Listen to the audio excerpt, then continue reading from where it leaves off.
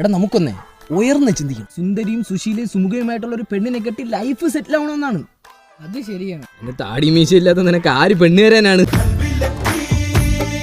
ഇവിടെ പിന്നെ ആട് ജീവിതത്തിൽ പൃഥ്വിരാജിന്റെ താടിയാണ്ട് കുഴപ്പമില്ല.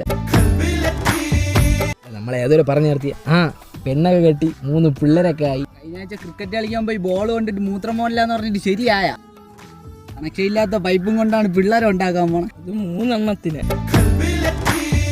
നമ്മുടെ മുന്നിൽ കിടക്കുന്ന ഈ സ്ഥലങ്ങളെ ഏതെങ്കിലും കിളവന്മാർ തലയ്ക്ക് വെളിവില്ലാതെ 5-10 രൂപയ്ക്ക് വിറ്റതായിരിക്കും. അതൊക്കെ നമ്മളെ നാട്ടിലെ ജമ്മി അജയം കണ്ട ഇങ്ങർക്ക് എന്തോരം സ്ഥലങ്ങളാ. ജനിക്കണമെങ്കിൽ അങ്ങേരെ മോനായിട്ട് ജനിക്കും. ഒരു കാര്യം ചെയ്യും, അജയൻ കൺട്രാക്ടിനെ പോയി അപ്പാന്ന് വിളി. അതാകുമ്പോൾ അങ്ങേരെ പകുതി സ്ഥലങ്ങളൊക്കെ നിന്റെ പേരിൽ എഴുതി തരും.